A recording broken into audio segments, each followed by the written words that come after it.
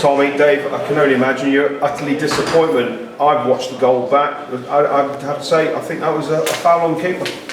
We can't obviously judge on that until we see it back. I was actually warming up when the goal happened, so I didn't actually see it. So Dave might be a better one to us in terms of that. But obviously results like that are always hard to take. The manner of it, again, hard to take. But to be fair, I think if either side we're going to win it, I think they created more than us today. They played the football, they had more possession of the ball. That's disappointing for us. You know, we said to the boys at half time, you're probably stringing 3 or 4 passes together and then giving it away. It's like we class ourselves as a passing team. At the minute we can't keep the ball, so it keeps going back and we're putting ourselves under way too much pressure at the minute. It does look as if you're a little thin in midfield. Maybe is this because you're missing Anton Brown? Shouldn't be. We've got 3 very good players in there. So to be honest with you, out of the 4 centre midfielders that we've got in Cleves, Anton, Ben Mills and Ash Salmons, probably got the 3 best ball players out the 4 on the pitch. So there's not really much excuse for that. I think if you were saying we were getting beat up in there, then I'd say yes, because Anton Brown's not in there. But we need more from that midfield. We need more from the wide boys today. The service to Cttv today there wasn't any. Like I say, it is hard to take defeat, but we'll go again. Well, that was the first substitution, of course. You brought off Tashimanga because it seemed that he wasn't getting the ball. There wasn't no feed through the midfield to him. You obviously recognise that. Well, obviously, I think when you've got Spencer on the bench, it was a like-for-like replacement without changing our shape, sort of thing. So it was a no-brainer. Bongo ran his heart out. He scrapped away. It's not winning his game, but he scrapped away for us.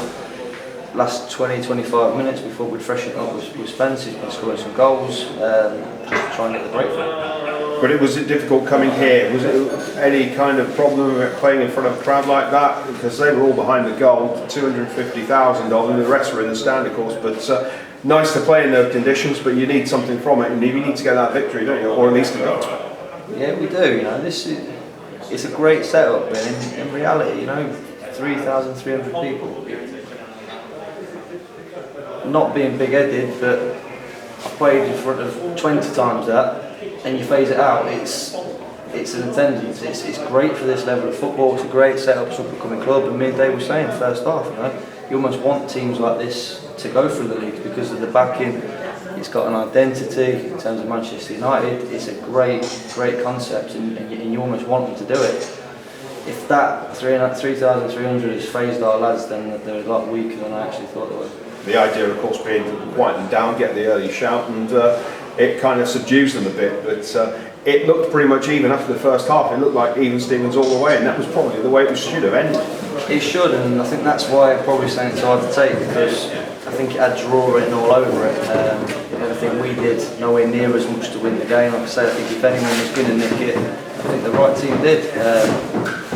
Can't judge on the goal. All I saw was the ball drop down in the 6-yard box and it was poked in. That was all I saw. I didn't see if he's run into Walks or Walks dropped it. I don't really know.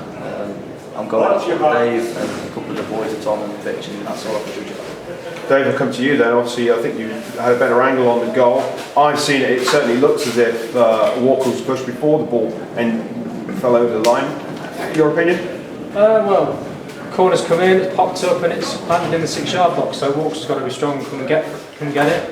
I think the lad stood his ground and maybe Walks has tangled with him on the way down as the ball's come down. So maybe something Walks can do in creating his own space and making sure that the ball's his. But at the same time, fair play to the lad, he's led him and he's got the rub of the green with the ref. So as you say, Tom, it's all to go again on Wednesday night. Huge game against Boston. Another big attendance probably at Steel Park. And it's still a fortress, however anybody wants to look at it. You were beaten last time by a team who are a very good team, and you don't expect the same thing to happen on Wednesday night versus Boston United. We need the fans now more than ever. You know, we were at the boxing last night, and when Simon Barkley won that fight, I had that Corby roar. And Wednesday night we need to hear that Corby roar, and I think take it back to Paul.